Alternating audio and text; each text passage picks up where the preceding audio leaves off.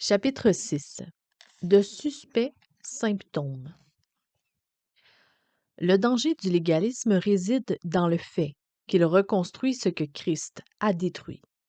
Il distord l'Évangile et menace même de le détruire. Il est l'ennemi de la grâce de Dieu en Christ. Il est à la source d'innombrables problèmes pastoraux et il est l'une des maladies spirituelles les plus répandues, qui est malheureusement aussi une maladie contagieuse. Surtout si le pasteur ou le prédicateur l'a contracté. Aussi, il est important de pouvoir en reconnaître les symptômes les plus courants. La justice propre. Le légalisme produit ce que nos ancêtres appelaient un tempérament imbu de sa propre justice. Bien sûr, on peut en trouver des symptômes sous la forme d'émotions plus éphémères, comme des accès de colère ou de rage. Mais le terme entre guillemets tempérament désignait chez les anciens, entre parenthèses, une disposition d'esprit, que l'on désignerait aujourd'hui par la notion de entre guillemets caractère. On peut contrôler ses nerfs, du moins, dans une certaine mesure, mais on peut difficilement cacher son tempérament, comme l'haleine d'un fumeur ou l'odeur d'un parfum agréable. Il se manifeste sous différentes formes, certaines plus subtiles que d'autres. Pensons aux pharisiens dans la parabole du pharisien et du collecteur d'impôts. On peut y lire ça dans Luc 18, versets 9 à 14. Les pharisiens vivaient selon la plus stricte observance des règles de la religion. Leur nom provient probablement de la même racine que le verbe entre guillemets séparer. Le pharisianisme est essentiellement un mouvement conservateur qui cherchait à préserver la sainteté. En conséquence, un pharisien est avant tout un homme profondément tourmenté par sa sainteté personnelle et religieuse dans tous les domaines de sa vie. En effet, le pharisien que Jésus décrit dans sa parabole comme priant au temple va bien plus loin que les exigences spécifiques de la loi. Écoutons sa prière. Il se considère lui-même comme différent des autres hommes, par définition n'est-il pas un pharisien justement? Un autre point, un homme des 10 commandements. Il fait allusion à trois au moins d'entre eux. Ensuite, on peut lire dans le texte supérieur aux autres, car il se compare à un collecteur d'impôts qui entre au temple au même moment. Ensuite, un homme scrupuleux dans la discipline qui s'impose. Il jeûne 2 fois par semaine. La loi prévoit plus de jours de fête que de jeûne et exige le jeûne un seul jour par an, lors du jour de l'expiation. Et ensuite, un homme prêt à se sacrifier. Il donnait la dîme sur tout. La loi donnait la dîme sur les moissons, les fruits et les animaux. Apparemment, les pharisiens allaient au-delà et donnaient la dîme non seulement sur leurs revenus, mais sur leurs biens propres. Qui donc est cet homme? Luc nous dit que Jésus a raconté cette parabole pour ceux qui étaient convaincus d'être justes et méprisaient les autres. Mais Jésus lui-même ne précise pas cela à ses auditeurs. On a en effet l'impression que ses auditeurs ont été guidés par l'indice donné par le pharisien lui-même. Je ne suis pas comme ce collecteur d'impôts, il dit. Certainement, le pharisien est un homme de Dieu, l'homme juste qui peut quitter le temple en étant convaincu d'être justifié devant Dieu. Pas comme ce collecteur d'impôts, n'est-ce pas? Car en plus d'être collecteur d'impôts et donc par définition d'être associé à des pécheurs, il ne pouvait même pas lever les yeux au ciel, ce qui était prévu par les règles qui régissent la prière. Il se frappait la poitrine à cause de ses péchés, criait vers Dieu, lui demandant d'être miséricordieux, et littéralement le texte dit propice envers lui, puisqu'aucun sacrifice n'était prescrit pour ses transgressions graves. Et ensuite, il reconnaissait qu'il était un pécheur. Et il n'y avait, à première vue, qu'une réponse possible à la question implicite de Jésus. Ainsi, selon vous, lequel de ces deux hommes est rentré chez lui ce jour-là justifié, juste aux yeux du Dieu des cieux? Nous sommes plus que familiarisés avec cette parabole, toujours dans Luc 18, versets 9 à 14. Nous connaissons par avance la bonne réponse. Nous sommes immunisés contre la surprise que représente le choc de la vérité. C'était le collecteur d'impôts, bien sûr. Mais comment pouvons-nous, comme chrétiens du 21e siècle, retrouver le choc qu'ont dû ressentir les auditeurs de Jésus? En un sens, la réponse est simple. Cela devrait nous choquer parce que les chrétiens évangéliques ont potentiellement plus en commun avec le pharisien qu'avec le collecteur d'impôts, ceux dont le tempérament a été profondément marqué par la justification par la grâce. On reconnaît, ne méprise pas les autres. On les reconnaît de cette façon. Ils ne méprisent pas les autres, y compris les autres chrétiens. Et cette tendance innée à mépriser les autres est l'un des signes les plus évidents d'un cœur dont le légalisme n'a pas été complètement éradiqué, car un tel mépris sous-entend que nous aurions mérité la grâce plus que d'autres. Un autre, qui manifeste, ne présume pas qu'il y ait quoi que ce soit dans notre dévotion au Seigneur qui nous vaille l'acceptation de Dieu plus qu'un autre, qui en serait dépourvu. Autre point, il ne présume pas que c'est sur la base d'une décision que nous avons prise, ni d'ailleurs sur la base de nos années d'engagement envers le Christ, que nous sommes acceptés devant Dieu. Et il ne méprise pas, selon l'expression de Luc, une infraction aux règles de l'étiquette ou une manifestation exubérante de chagrin chez une autre personne. Quand est-ce que pour la dernière fois, vous vous êtes frappé la poitrine en disant à Dieu, aie pitié du pécheur que je suis? Le pouvoir révélateur de la grâce. Dans plusieurs de ses paraboles, Jésus semble dénoncer l'esprit légaliste en décrivant des effusions de la grâce de Dieu dans des paraboles allant à l'encontre des schémas de la culture ambiante. Dans son enseignement, la grâce est inattendue et ces manifestations nous prennent par surprise, faisant surgir des réactions primitives qui révèlent nos sentiments profonds. Ainsi, la grâce que le Père montre au Fils prodigue en l'accueillant révèle au grand jour le tempérament légaliste du frère aîné. De la même manière, c'est le collecteur d'impôts et par le pharisien qui est justifié, et pas plutôt le pharisien qui est justifié. La loi seule ne peut accomplir cela. L'Évangile met l'accent sur le fait que nous sommes justifiés sans la loi. Un point, c'est tout. Pas de conditions à remplir, pas de si, ni de mais. La loi seule ne fait que révéler la maladie. Des symptômes similaires apparaissent dans la parabole des travailleurs à la vigne. On peut lire cette référence dans Matthieu 20, versets 1 à 16. Les travailleurs ont été embauchés à différentes heures de la journée, et certains à la première heure, d'autres à la 6e, à la 9e et à la 11e heure. Et ils sont payés dans l'ordre inverse. Ceux qui ont travaillé le plus longtemps sont payés en dernier. Ils peuvent ainsi calculer le tarif horaire auquel le maître paie les derniers arrivants. Ils reçoivent le même montant que ce qui avait été promis aux travailleurs de la première heure. Naturellement, ces derniers s'attendent à un salaire supérieur. Ils ont plutôt déjà calculé leurs primes. On y lit. Puis vient le tour des premiers engagés.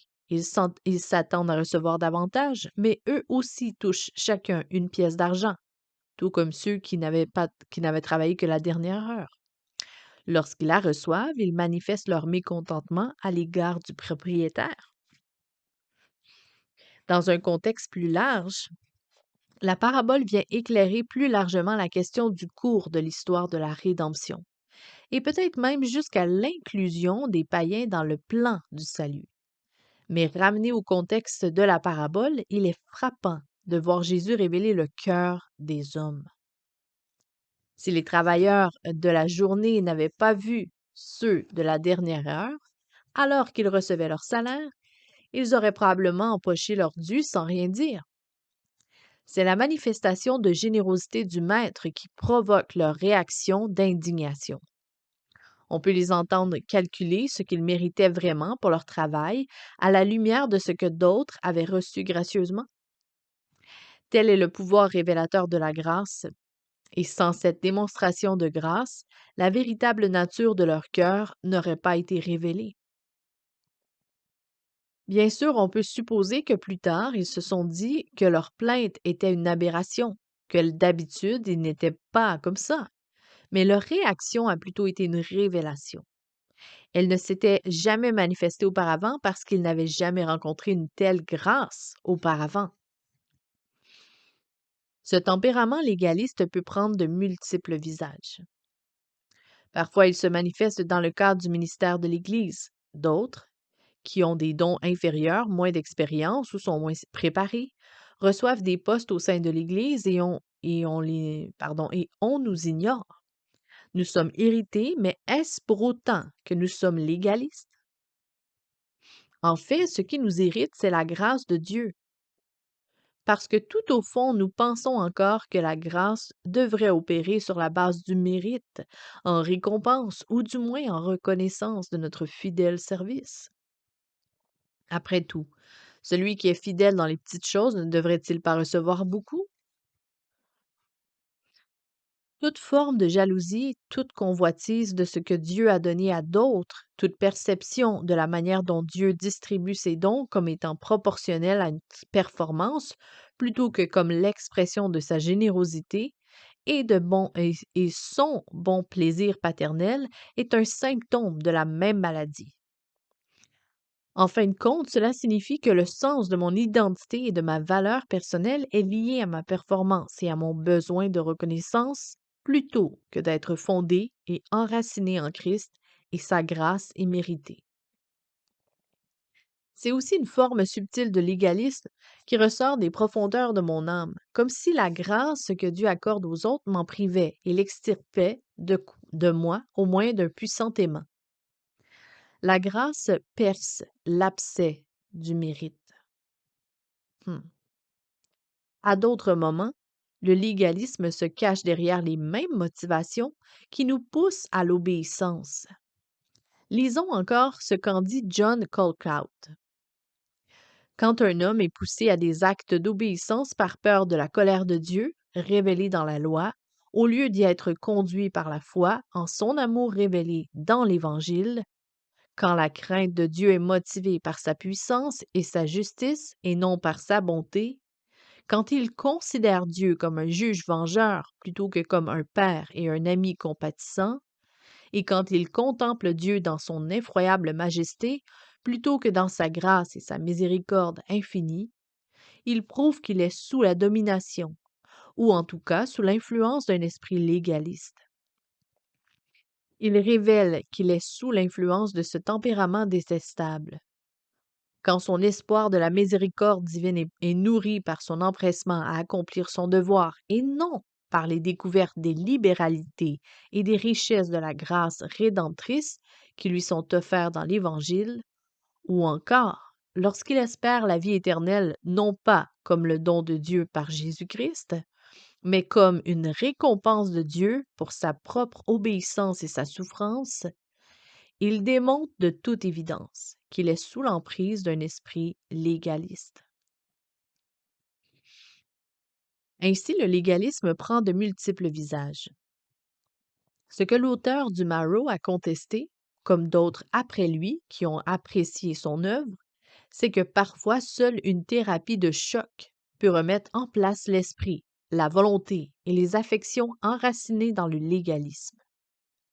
Et pour eux, le seul fait que Paul soit accusé d'antinomiste était un signe qu'ils étaient sur la bonne voie.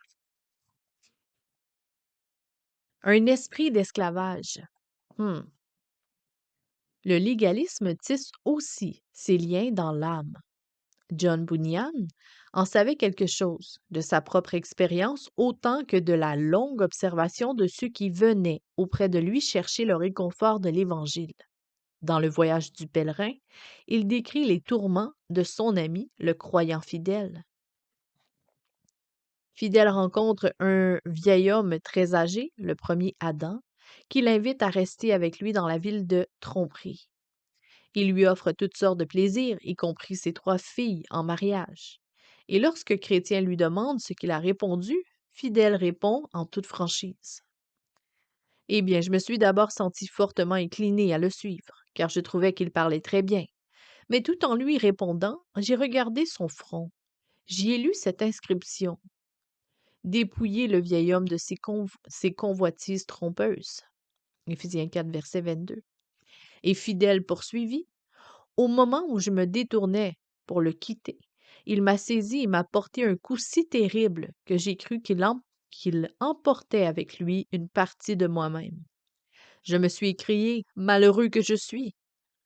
Puis je me suis mis à gravir la colline. Mais alors qu'il était à mi-hauteur, un autre rencontre eut lieu. J'ai regardé derrière moi et j'ai vu que quelqu'un me suivait. Rapide comme le vent, il m'a atteint à l'endroit où se trouve la cabane du repos. Aussitôt que l'homme m'eut atteint, il m'a renversé par terre d'un coup de bâton, et je suis resté comme mort. Cependant, après être revenu à moi, je lui ai demandé pourquoi il me traitait de la sorte. Il m'a répondu: Parce que tu as encore une secrète inclinaison pour le premier Adam. Et il m'a frappé d'un autre coup mortel à la poitrine et m'a renversé. Je suis resté étendu comme mort. Quand je suis revenu à moi, j'ai imploré sa miséricorde. Mais il m'a répondu: Je ne connais pas la miséricorde. Et il m'a terrassé encore une fois. Il m'aurait certainement achevé si quelqu'un n'était pas intervenu et ne lui avait ordonné de me laisser. Qui était ce libérateur? Je ne l'ai pas reconnu d'abord, mais peu à peu j'ai distingué les trous dans ses mains et dans ses côtés. J'en ai conclu que c'était notre Seigneur, et puis j'ai continué à gravir la colline. L'homme qui t'a ainsi renversé, c'est Moïse, dit Chrétien. Il n'épargne personne et n'a aucune miséricorde envers ceux qui transgressent sa loi. Je le sais, car ce n'est pas la première fois que je le rencontre.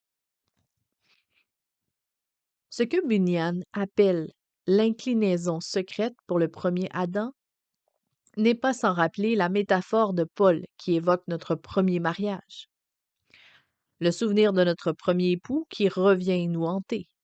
Cette sensation soudaine que nous avons été marqués définitivement par notre premier mariage et l'abattement qui nous submerge à l'idée que nous ne serons plus jamais attrayants aux yeux de Jésus, notre nouvel époux, et le retour de nos anciens cauchemars qui nous rappellent nos anciennes relations de maltraitance. Tout cela conspire à notre sentiment de culpabilité, qui à son tour paralyse notre relation au Seigneur et annihile notre sentiment d'avoir été pardonné. Nous nous sentons coupables, moins que rien, honteux. Nous pensons que nous devons toujours faire mieux pour entrer dans ses grâces, mais nous échouons chaque fois. Nous implorons la loi pour qu'elle nous montre un peu de miséricorde, mais la loi brute en est dépourvue. Elle est impuissante à pardonner. En ce sens, Moïse ne peut pas nous frapper jusqu'à nous ramener dans des fers de l'esclavage. Notre seul espoir est d'avoir, à l'instar de Fidèle, une vision claire des cicatrices des mains de Jésus, notre second époux. Car l'Évangile nous rappelle qu'alors que nous étions faibles, encore pécheurs, alors que nous étions des ennemis de Dieu, Christ est mort pour nous. Ce n'est qu'à travers la patience, l'amour et la grâce du second homme, le dernier Adam, Jésus-Christ, que nous pourrons être délivrés des liens de l'esprit d'esclavage. Cela, la loi est impuissante à le faire. Cette libération personnelle, spirituelle, mentale et émotionnelle ne survient que lorsque nous avons saisi que ce que la loi ne peut pas accomplir, parce que la chair est faible, Dieu l'a accompli en Jésus-Christ. L'épouse, autrefois maltraitée, doit s'imprégner de l'amour de son nouvel époux et garder ses yeux sur lui. Cette question du légalisme est en fait l'enjeu de fond du Marrow of Modern Divinity. Son auteur, E.F., nous livre son témoignage personnel et il va comme suit. Je le confesse en toute innocence. J'ai été professeur de théologie au moins une douzaine d'années sans connaître d'autre chemin vers la vie éternelle que de regretter mes péchés, demander pardon, essayer et m'efforcer d'accomplir la loi et d'obéir aux commandements, selon ce que M. Dodd et d'autres hommes pieux m'avaient présenté. Et en vérité, je me souviens avoir nourri l'espoir d'atteindre un jour, enfin, l'accomplissement parfait. Entre-temps, je pensais que Dieu se contenterait de mes bonnes intentions et que ce que je n'aurais pas à faire, Christ l'avait fait à ma place. Jusqu'à ce qu'enfin, au travers d'une conversation privée avec M. Thomas Hooker, le Seigneur, dans sa miséricorde, me convainque que je n'étais qu'un pharisien orgueilleux, me montrant le chemin de la foi et du salut par le Christ seul, et me donne, espérais-je, un cœur nouveau pour le comprendre et l'accepter. Mais hélas, à cause de la faiblesse de ma foi, j'ai été et je suis toujours enclin à revenir à l'alliance des œuvres, de sorte que je ne suis pas parvenu à cette paix et cette joie que procure la foi, ni à cette mesure d'amour pour le Christ, ni à tenir ferme pour lui, tel que beaucoup de saints parviennent à le faire. J'en suis sûr, dans cette vie-ci.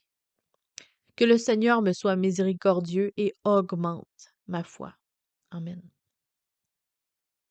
Bunyan avait probablement raison de dire que c'était Moïse qui avait frappé Fidèle pour son inclinaison secrète envers le premier Adam. Mais c'est en fin de compte l'œuvre de Satan et les mots de Paul dans Romains 7, verset 11, le péché, a pris appui sur le commandement. Il m'a trompé et m'a donné la mort en se servant du commandement. Doivent être interprétés dans le contexte de Genèse 3, ce contexte-là. Derrière le péché se cache une présence malveillante. Le serpent a fait exactement ce que Paul décrit. Il a utilisé le commandement pour induire Ève en erreur à propos de l'auteur du commandement. C'est ce qui a fait naître en elle un esprit de légalisme et d'esclavage, qui l'a conduite à la mort. Elle ne voyait qu'une loi, la négative, au lieu des bienfaits des commandements de Dieu. Elle ne voyait que l'interdiction et pas la personne remplie d'amour et de sagesse qu'est le Père céleste. Ayant trouvé en Ève une cible, Satan continue son œuvre en nous, prenant à notre tour pour cible. Mais le serpent est devenu un dragon qui poursuit sa mission de séduction trompeuse. Depuis lors, profitant de nos échecs, Satan a dirigé les hommes vers la loi, tout en mettant le doigt sur notre échec à en respecter les termes, confirmant ainsi notre pire crainte concernant notre relation à Dieu et exerçant sur nous un chantage qui nous maintient sous le joug du légalisme. Relisons le commentaire de Boston et particulièrement la dernière phrase. Aussi longtemps que la loi maintient son pouvoir sur un homme, la mort agite son aiguillon et le péché exerce son attraction sur lui. Mais s'il est mort à la loi, complètement et définitivement libéré de son emprise comme de l'alliance des œuvres, alors le péché a perdu sa puissance, la mort son aiguillon et Satan sa plaidoirie contre lui. Les enfants de Dieu entendent des murmures du malin. Voyez, vous avez péché, vous avez enfreint la loi, vous êtes condamnés. Vous ne remplissez pas les conditions pour être un croyant. Il n'est pas un pasteur à qui il n'est ajouté, et encore moins pour être un bon pasteur. Il sait qu'il ne peut détruire le salut du peuple de Dieu, mais il s'acharne. Il emploie toute son énergie, comme dans le jardin d'Éden, pour détruire notre paix, notre liberté et notre joie en Dieu. Où pouvons-nous trouver refuge? John Newton, le grand conseiller spirituel, donne une réponse. Croulant sous le poids du péché, de toutes parts pressé par Satan, du dehors par la guerre, du dedans par mes peurs, vers toi je viens trouver du repos. Sois mon refuge et mon bouclier, pour que, protégé par toi, je puisse faire face à mon accusateur et lui dire que tu es mort. Là et là seulement se trouve la libération de l'esclavage. Y a-t-il un remède? Quel est donc le remède au légalisme? Au point où nous en sommes arrivés dans notre réflexion sur le marrow, il est à peine besoin de le préciser. Le remède sera la grâce. Mais par la grâce au sens d'un simple instrument. Mais pas la grâce au simple instrument, comme un simple instrument. La substance de la grâce. La grâce en Christ. Car la grâce de Dieu pour nous, c'est le Christ. Oui, c'est bien la rédemption, mais pas une rédemption théorique ou une réalité abstraite qui aurait une existence propre en dehors du Seigneur Jésus. Car le Christ lui-même, revêtu de l'œuvre de l'Évangile, est la rédemption. Il a apaisé la colère de Dieu contre nous en s'offrant pour nos péchés. C'est le même remède qui a guéri Paul de la grave maladie du légalisme. Il n'est pas difficile d'imaginer qu'il savait ce que voulait dire être battu par Moïse. N'était-il pas prêt, après tout, l'exemple type des pécheurs? Mais voici ce qu'il a découvert. Toutes ces choses constituaient à mes yeux un gain, mais à cause du Christ. Je les considère désormais comme une perte. Je vais même plus loin. Tout ce en quoi je pourrais me confier, je le considère comme une perte à cause de ce bien suprême, la connaissance de Jésus-Christ, mon Seigneur. À cause de lui, j'ai accepté de perdre tout cela. Oui, je le considère comme bon à être mis au rebut afin de gagner le Christ. Mon désir est d'être trouvé en lui, non pas avec une justice que j'aurais moi-même acquise en obéissant à la loi, mais avec la justice qui vient de la foi en Christ et que Dieu accorde à tous ceux qui croient. Ce remède est celui-là, même que prescrit Charles Wesley. Lorsqu'il découvre la vérité de ses paroles, ô Jésus, plein de grâce et de vérité, rempli de plus de grâce que moi, rempli de plus de grâce que moi de péché. Là où le péché abonde, là où la loi condamne, la grâce surabonde, même pour le premier des pécheurs. Et particulièrement pour lui, dans la mesure où plus il y a de péché, plus la grâce de Dieu a abondé. Tel est le tsunami qui nettoie le légalisme.